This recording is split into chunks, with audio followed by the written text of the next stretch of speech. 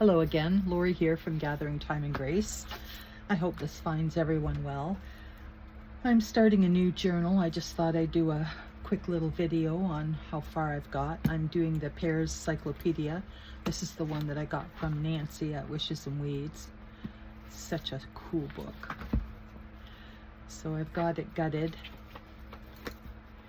and took out some of the pages. And here are some of the pages for my signatures.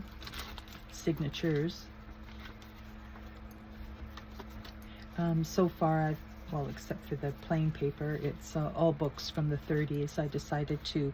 The book is from the 30s, so I decided to use everything that was from that decade. This was, I believe, a Dutch book. Love the graphic there. And these were from this book here, The Hungry 30s. And I love these books. So it has lots of great old, reproduction advertising in it. And these here. I think these guys are kind of pretty. And arithmetic tables. And what's this one? Addition table and multiplication table. And then it opens up, and so there's some journaling space in there. This here is not from the 30s, but I didn't have one from the 30s for the Department of Transport, 1941 to 42, so thought I'd put that in there. And this is the Pears English Dictionary, the soap success of the century. And then lots of maps were in here, so I pulled them all out. I don't know if I'll use them all, but we'll see. And this here again is from that Dutch book. Love the foxing and the feel of the paper. This here is another from that book. The different magazines from 1930 to 1939. National, The Farmer, Maclean's, and Canada Home Journal. I only recognize Maclean's and Canada Home Journal, so that's interesting. And then all the maps of that time frame. Pears Atlas of the World. Upwards of 50 maps printed in color. And then some coffee dyed paper, of course. And I pulled a few pages. I might pull a few more as of yet from the book, but I thought that these headings were lovely. Dictionary of Health, Sports and Pastime, Shaving Soap, Gardening, and the book was from February 1930. And then here's a couple of little signatures that little folios that I put together. The paper's not the greatest, so I won't do too many.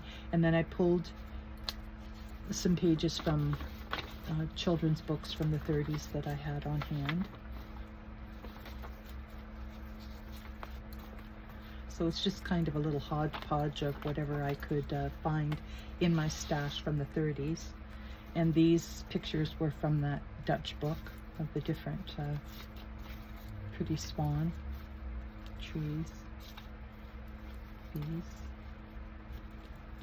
And then these here I pulled from that book as well and just made little journaling cards, or we'll see what I'll do with them yet. These were information on Canada.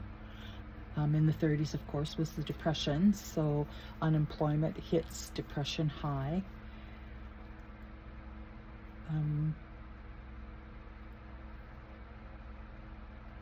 So different information. Ontario Premier breaking almost 30 years of conservative rule.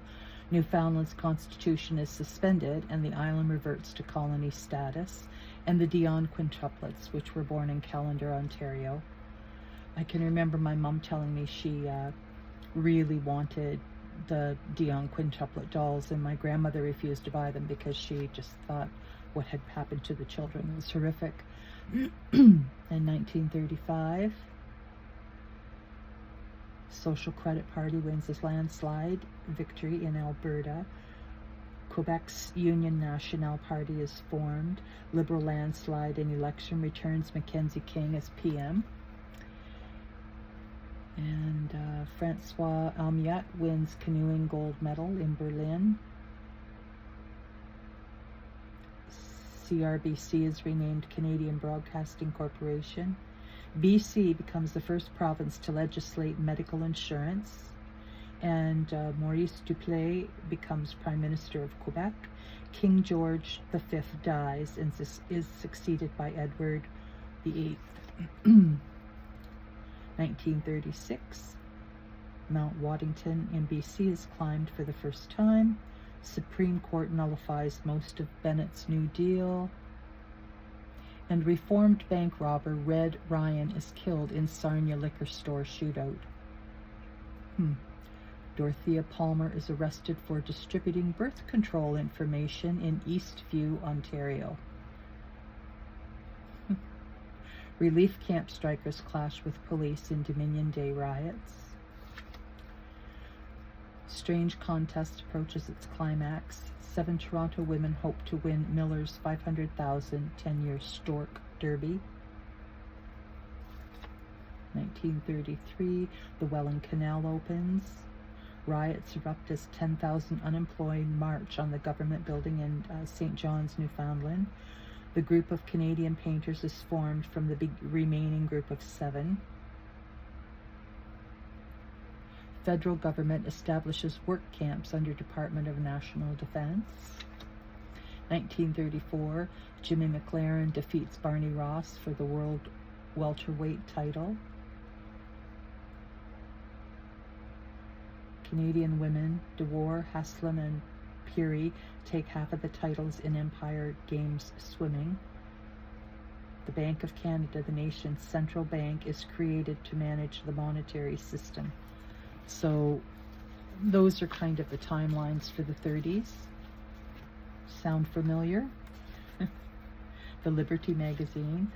Agnes MacPhail, Canada's first woman MP, daughter of a farm auctioneer. Agnes MacPhail, born in Grey County, was elected to the Commons in 1921. For the most of the 19 years she served in Parliament, she was the only woman to hold a seat. Outspoken advocate of civil rights, social reform, and health services. So there you go. And an advertisement for sarsaparilla. Haven't had that in, gosh, years. And then Chatelaine, the Royal Tour, the Coronation Souvenir, Eaton's Fall and Winter Catalog. Do your dollars come easily? Why not do your purchasing where dollars secure the most in value? Well, there you go. Fashions from the 30s, very elegant. And this here was funny money. One of the utopian schemes of the Eberhart government was the creation of provincial prosperity certificates, commonly called funny money. 360,000 of scrips were issued and used to pay for goods and services. Merchants affixed a 1-cent stamp on receipt to eventually cover the value. So here's the prosperity certificate, $1. And then here's your stamp card. And this is the Winnipeg Society's Bells and Bow posed for a photo at the annual costume ball. And more fashion. Ginger ale. Here is to Carol, to our first love, Carol, the Dion quintuplets. They were so cute. And home remedies, some of these are very interesting. The chilblains, bear grease mixed with a little alum, cure likewise the chilblains in the heels as well as the cracks in the hands. Colds, mix 1/4 ounce of gum camphor in 1/2 teacup of goose oil. Put on a flannel around the throat and rub on your nose. Oh, corns. Rattlesnake or mud turtle oil will, applied a few nights at bedtime, eradicate corns. Deafness. Drop rattlesnake oil in the ear once or twice a week. Sore throat. Slice a piece of old smoked bacon. The older the better. Oh, golly. Stitch this to a piece of old flannel and make it black with pepper. Warm it and fasten closely around the throat. Oh, dear. Oh, toothache. Burn a piece of paper on an old plate. Then with a small wad of cotton, wipe up the brown sweat on the plate and plug it into the tooth. Lockjaw. Fill a pipe with tobacco and cover the bowl with a rag and blow the smoke through the stem into the affected part. Oh, dropsy. Lobsters dried in an oven and reduced into powder are great use against dropsy if the powder is taken by a patient every morning in some white wine. Gout. The severest fit of gout will, it is said, be cured by the suffering if a maggot is worn enclosed in a flannel cloth near the skin. Asthma. A muskrat skin worn around the lungs with the first side next to the body. Bleeding and cuts. To stop blood, bind on goose feathers and press them into the wound. Allow them to remain until they come off. Oh, dear goodness. Epilepsy. Take some wheat flour that will mix with dew, gathered on the morning of St. John's Day. Make of it a cake, which being baked, give it to the patient, and he shall be well. Jaundice. Take some goose dung and soak in some white wine for 24 hours. Then strain and put a little sugar in it, and the patient must take this potion. Oh, my God. Well, well. I wonder, 100 years or so from now, whether some of our remedies will be read and we'll be going, oh, dear, what were they thinking? It's another advertisement for the good doctor. I wonder if he's involved in any of the home remedies. And this here is fads of the 30s. Roller skating, contract bridge, Monopoly, miniature golf, dime chain letters, hoople checks, and a dozen or other crazy notions. So, there you go. Fancy car, poolside. This here is families packed up all of their earthly goods, left their farms, and moved on toward better land. The wheat belt lost over 25% of its population. Oh, such sad times, and we're in them again, aren't we? Children of the Prairie Depression, a story told in a picture. Oh, look at those dear little lambs. This here is all the students in front row of this Winnipeg class wear relief boots. Another little super soda wishing well. Confederation Life Association. This was a ticket for talking pictures. And some more Pears soap. I was going to use these for the inside covers. I haven't quite decided yet, but we'll see. Anyway, that's as far as I've got. I started a few little clusters with the bits that I pulled from the book. I just don't have them completed yet. And that's where I'm at with the Pears Cyclopedia. So I'm hoping over the next week or so I can maybe get it done. I've had an awful time with my tooth extraction, so I hope I'm on the mend. I've got some different medication from my dentist. So I had dry socket, very painful event, but I'm on the mend, so I'm happy about that. Hopefully by next week I do feel better. And anyway, we'll talk again soon. Bye bye.